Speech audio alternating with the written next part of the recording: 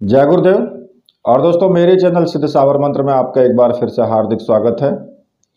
और देखिए, आज जो मैं आपके लिए साबर मंत्र की साधना लाया हूं, वो एक मूठ मारने का साबर मंत्र है। देखिए, मूठ आप सभी लोग जानते हैं, और जो नहीं जानते हैं उनको मैं एक बार बता भी देता हूं। देखिए, मूठ क्या होती है। मूठ एक ऐसा शस्त्र होता है तंत्र साधना के अंदर कि अगर आपने मंत्र पढ़ करके उसके ऊपर मूठ छोड़ दी तो उस जो सामने वाला व्यक्ति है, जो शत्रु है, वो एक ही बार में पछाड़ खा करके जमीन पर गिर पड़ेगा और तुरंत ही उसके प्राण पखेरु उड़ जाते हैं। कई बार ऐसा होता है कि थोड़ा टाइम लगता है व्यक्ति को मरने में, लेकिन अगर उसी टाइम पर उसका कुछ इलाज कर दिया जाए या मूठ जो छोड़ी गई है उस मूठ को काटने का मंत्र तुरंत अगर प्रयोग कर दिया जाए तो फिर उसके प्राण बच सकते हैं, अन्यथा प्राण बचना तो असंभव है। अब देखिए, मूठ चलाने के लिए कई बार क्या होता है, लोग कभी हनुमान जी के मंत्र का इस्तेमाल करते हैं, कभी भैरव मंत्र का इस्तेमाल करते हैं, काली के मंत्र का इस्तेमाल करते हैं। बहुत सारे मंत्रों का ऐसा इस्तेमाल किया जाता है अलग अलग देवताओं के, कि वो किसी भी देवता की मूठ हो सकती है। अब यहाँ पर कई तरीके होते हैं मूठ छोड़ने के भी। जो हनुमान जी की मूठ छोड़ी जाती है वो सात्विक तरीके से ही छोड़ी जाती है, उसमें किसी प्रकार का कोई भी शराब का या फिर मांस का कुछ भी ऐसा नहीं दिया जाता।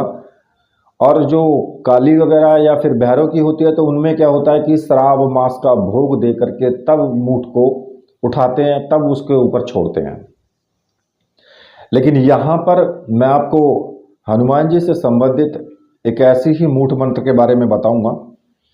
हालांकि देखिए, मैं ये पहले भी कह चुका हूं, मैंने एक मंत्र पहले भी दिया था कि मूठ का प्रयोग नहीं करना चाहिए।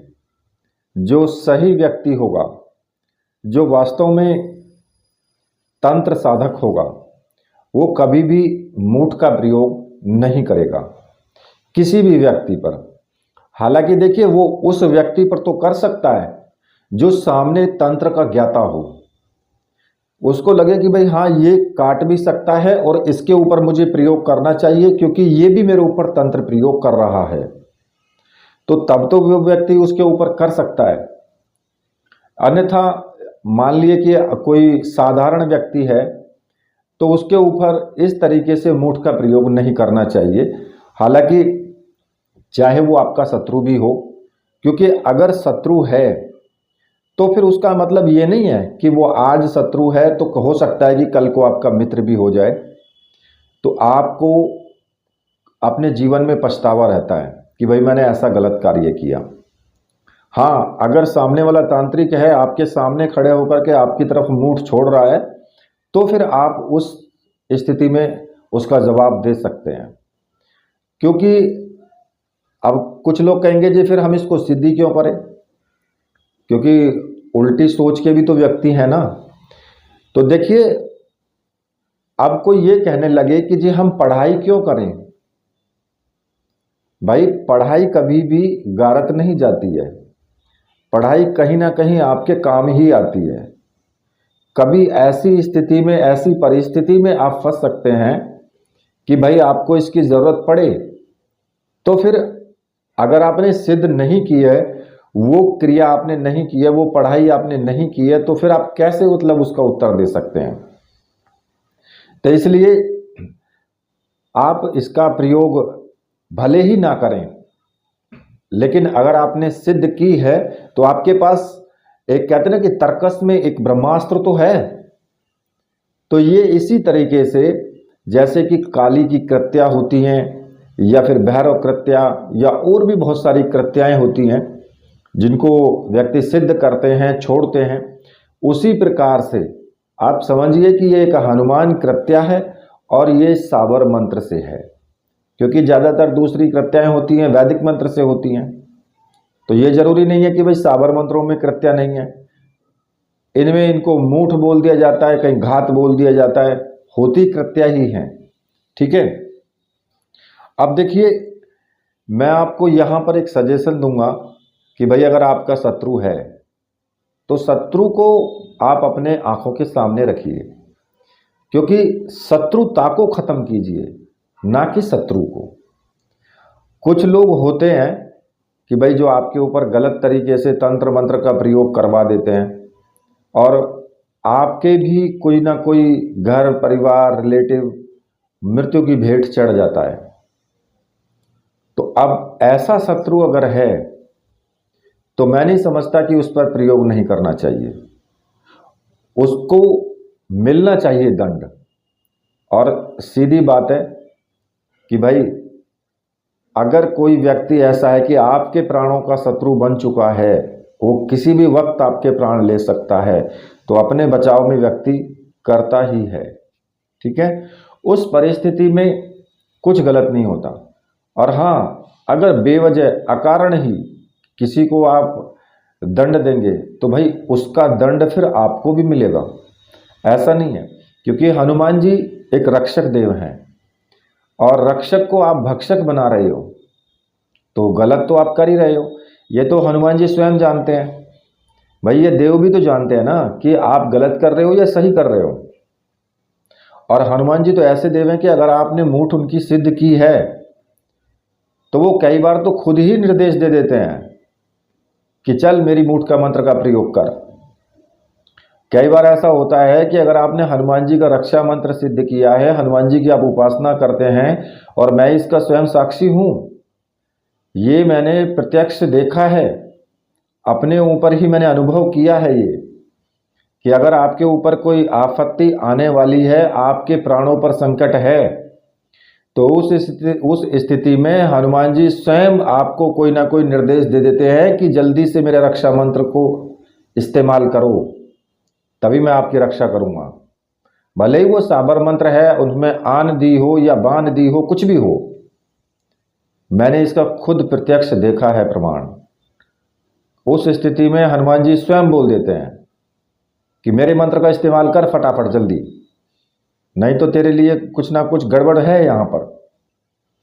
तो फिर अगर ऐसी स्थिति में हनुमान जी स्वयं बोल देते हैं कि मेरे मूठ का मंत्र का प्रयोग कर, तो फिर प्रयोग करना चाहिए।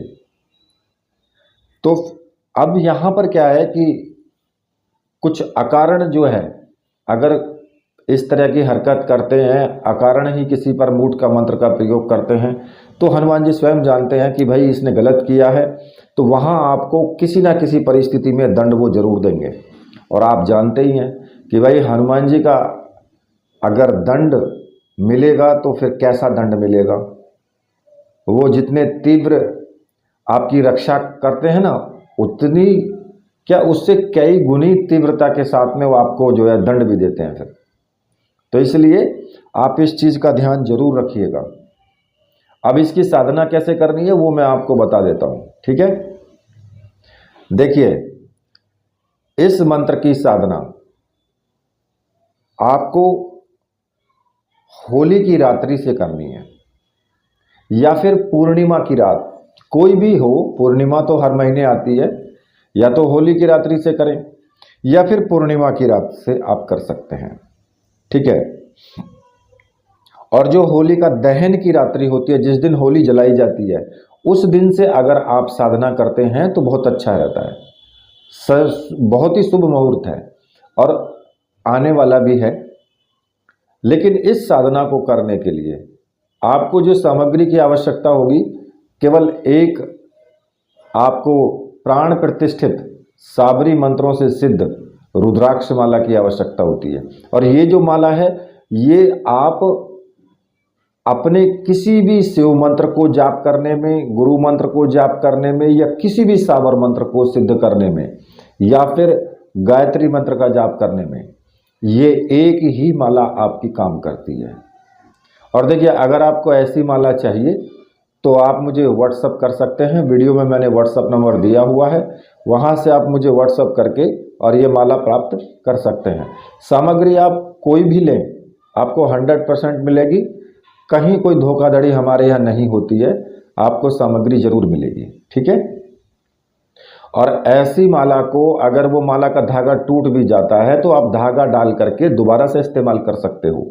इसको कहीं भी विसर्जित करने की आवश्यकता नहीं है, अपने पास ही रखनी है। ठीक है।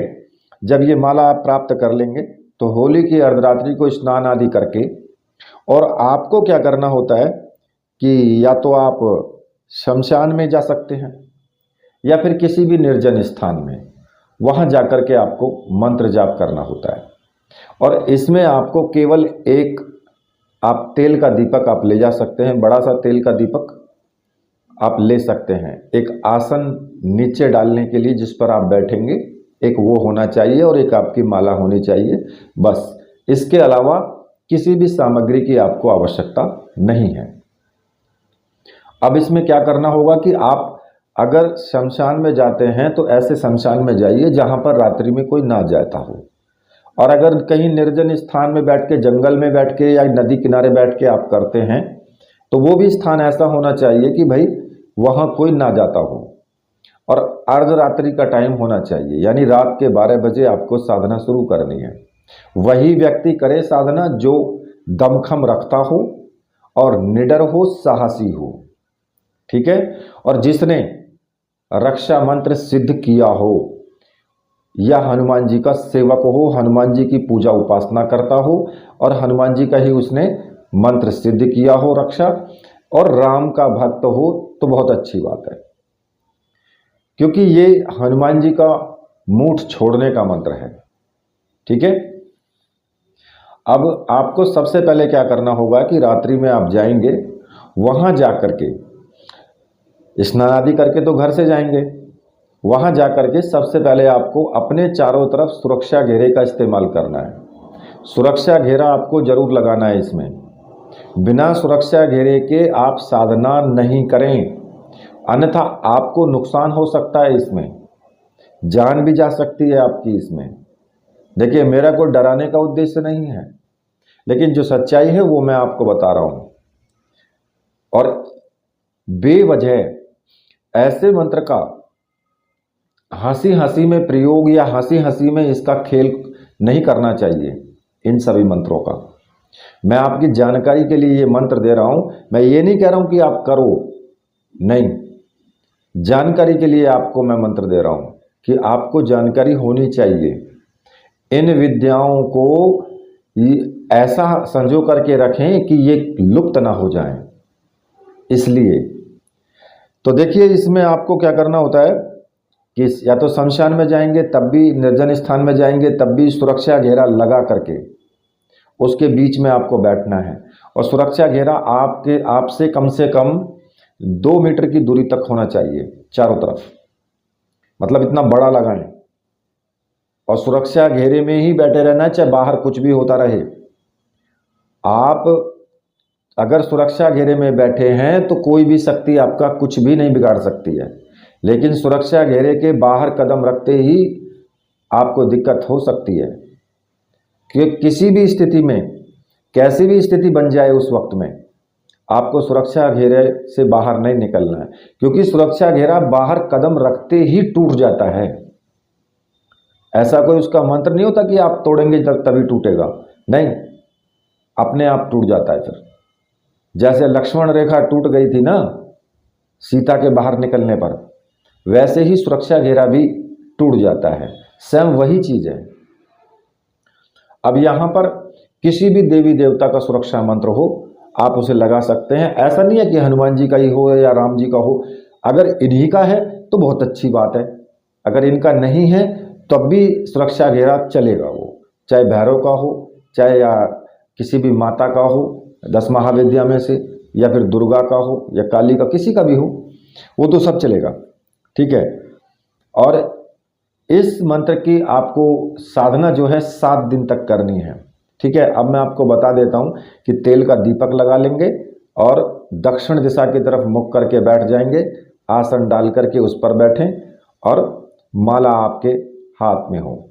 सबसे पहले अपने गुरु को प्रणाम करेंगे, मानसिक रूप से गुरु को प्रणाम करके गुरु जी को टीका मानसिक रूप से लगाना है। अपने मन में सोच कर कि मैंने गुरु जी को टीका लगा दिया है। मैंने गुरु जी को पुष्प चढ़ा दिए हैं। ठीक है, और गुरु जी से प्रार्थना करो कि गुरुदेव मैं ये मंत्र सिद्ध करने जा रहा हूँ, इसमें मुझे पूर्ण सफलता मिले, आप मुझे आशीर्वाद दीजिए, आज्ञा प्रदान कीजिए। और अपने गुरु मंत्र का आपको एक माला का जाप करना है, चाहे जो भी आपका गुरु मंत्र है। अगर आपने भगवान शिव को गुरु माना है तो फिर ओम नमः शिवाय इस मंत्र का आप जाप करेंगे। अगर आपने डॉक्टर नारायण दत्त श्रीमाली जी को गुरु माना है तो फिर आप ओम परम तत्वाय नारायणाय गुरुभ्यो नमः इस मंत्र का आप जाप करेंगे। ठीक है, अब देखिए इसमें आगे फिर आपको क्या करना है कि जब आप गुरु मंत्र का जाप कर लेंगे तो आपको मैंने पहले भी बताया था कि जब भी कोई सावर मंत्र सिद्ध करते हैं तो सर्वार्थ साधक सावर मंत्र का जाप जरूर हमें करना चाहिए। उससे क्या होता है कि अगर हम उसका जाप करते हैं तो एक तो विघ्न कम आते हैं, दूसरा सरलता से मंत्र सिद्ध हो जाता है, किसी प्रकार की कोई प्रॉब्लम नहीं आती है। और उस मंत्र का आपको 21 बार जाप करना है। बता रहा हूं मैं मंत्र कौन सा है। ठीक है, गुरु सठ गुरु है वीर, गुरु साहब सुमरो बड़ी भात, सिंगी टौरो वन कहो मन नाव करतार, सकल गुरुन का हर भजे घट्टा पकर उठ जाग, चेत संभार श्री परमहंस। इस मंत्र का आपको जाप करना है और केवल 21 बार करना है। उंगलियों पर गिनती करके आप 21 बार कर लें। इसके बाद फिर आपको मूल मंत्र का जाप शुरू करना है। जो रुद्राक्ष की माला है उस माला से आपको मूल मंत्र का जाप शुरू कर देना है। ठीक है, अब जो मंत्र आपको जपना है वो मैं आपको बता रहा हूं, लेकिन उससे पहले आप क्या करेंगे, 5 मिनट, ज़्यादा नहीं 5 मिनट केवल भगवान श्री राम का जरूर ध्यान करना है, क्योंकि राम जी के भक्त हनुमान जी हैं और अगर कोई उनको रोक सकता है तो सिर्फ राम जी हैं, बाकी कोई दूसरा उनको नहीं रोक सकता है। तो इसलिए अगर आपने राम के नाम का जाप किया है तो अगर आपके ऊपर विपत्ति कोई आने वाली भी होगी उनकी तरफ से तो आप बच जाएंगे, आपकी रक्षा हो जाएगी। ज़्यादा नहीं, 5 मिनट बैठ के राम रामाय नमः इस मंत्र का आप जाप कर लें बैठ करके, वहीं पर राम का ध्यान लगा करके, और भगवान श्री राम से प्रार्थना करें कि मेरी आप रक्षा करें। जब आप उनसे प्रार्थना करेंगे तो हनुमान जी सुन रहे हैं कि भाई ये किससे रक्षा के लिए प्रार्थना कर रहा है, ये तो प्रभु श्री राम से कर रहा है, अब मैं इसका क्या बिगाड़ सकता हूँ।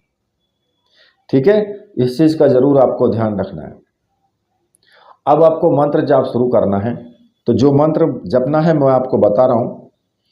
ओम नमो वीर तो हनुमंत वीर, भूरी मूठी चलावे तीर, मैं की रुख नाखी तोड़ी, लोहू सोखी मेरा बैरी तेरा भक्ष्य है, तोड़ी कलेजा चाख, सब धर्म की हाथ इबजे, धर्म की लाल में बलि तुम्हारे कहाँ गए भूरे बाल, उल्टी पछाड़ न पछाड़े तो माता अंजनी की आन, शब्द साचा पिंड कांचा, फुरो मंत्र ईश्वर वाचा। इस मंत्र का जाप आपको करना है और ये 11 माला का जाप आपको करना है। वहां पर 11 माला से कम नहीं होना चाहिए। मंत्र को पूरी तरीके से याद कर लें। जब मंत्र बिल्कुल एकदम ऐसे रट जाए कि आप उसको ना भूल पाएं बिल्कुल भी, तब आप इस मंत्र की साधना शुरू करें। अन्यथा ऐसा भी हो सकता है कि आप मंत्र जाप करते करते बीच में मंत्र को भूल जाएंगे, तो ऐसी स्थिति में क्या करोगे फिर?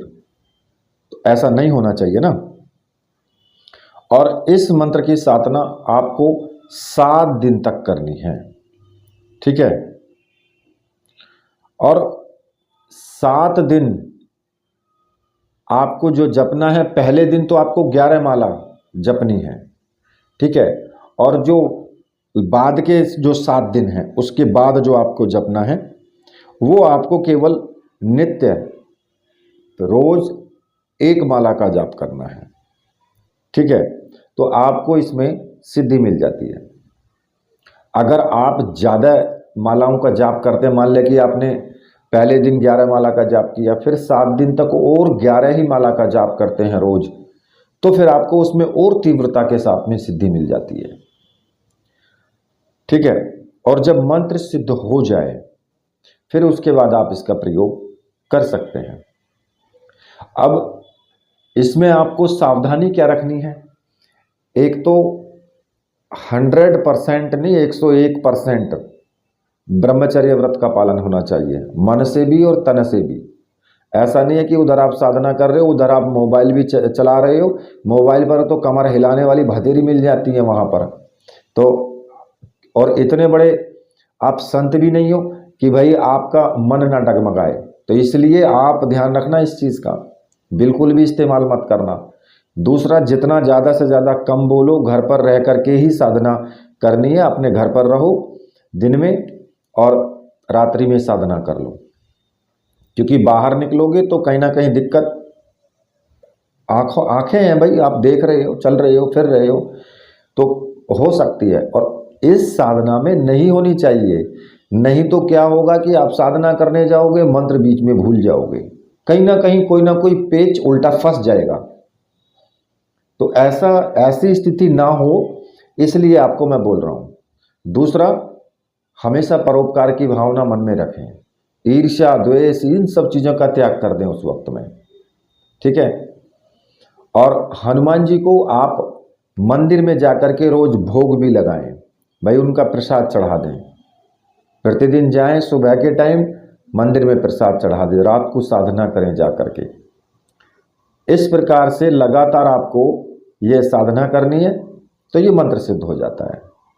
और दूसरी बात, एक चीज़ और ध्यान रखना, अगर मान लिया साधना करते टाइम आपको डरावनी आवाज़ें आए या फिर किसी के चलने की आवाज़ आए वहाँ पर आसपास में, या कोई और दूसरी चीज़ें आपको ऐसी भयंकर दिखाई देने लगें, तो आपको क्या करना है, वहाँ से उठ करके भागना नहीं है।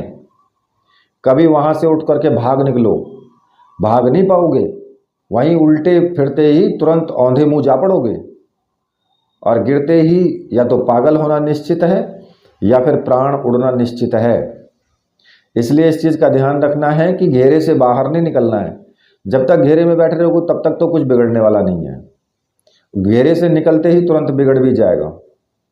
तो इसलिए इस चीज़ का ध्यान रखना, कुछ भी हो जाए आप समझ लेना कि मैं तो मृत्यु की तरफ जा ही रहा हूँ, मैं तो जान हथेली पर लेकर के आया हूँ, तब तो सिद्ध कर लोगे, नहीं तो नहीं हो पाएगा भाई। ठीक है, और गुरु का होना तो नितांत आवश्यक है। जब भी इस मंत्र की साधना करें तो गुरु से आज्ञा लेकर के करें, बिना गुरु की आज्ञा के बिल्कुल भी ना करें, यहाँ भी मैं आपको बता रहा हूँ। और जब ये साधना पूर्ण रूप से सिद्ध हो जाए फिर उसके बाद आप इसका प्रयोग करें, तो उड़द के दाने लेकर के 21 बार मंत्र पढ़ करके किसी के भी ऊपर, जिसके ऊपर फेंक दोगे, उल्टी पछाड़ खा करके गिर पड़ेगा और खत्म हो जाएगा, वहीं पर उसकी मृत्यु निश्चित है। लेकिन ये प्रयोग भी वर्जित है, इसका प्रयोग आपको नहीं करना है, वरना जो आपको दंड मिलेगा उसके आप स्वयं भोगी होंगे। कोई दूसरा नहीं भोगेगा, तुम खुद भोगोगे उसका दंड। ना बताने वाला भोगेगा, ना कोई सिखाने वाला भोगेगा, तुम स्वयं भोगोगे उसका दंड, ये निश्चित है। तो इसलिए आप प्रयोग करने से जहाँ भी है, जहाँ तक हो सके बचना चाहिए हमें। असली तंत्र का ज्ञाता वही होता है कि जो ऐसी विद्याओं का प्रयोग करने में सावधानी रखे, अपने आप पर संयम रखे, तभी वो तंत्र का ज्ञाता कहलाता है।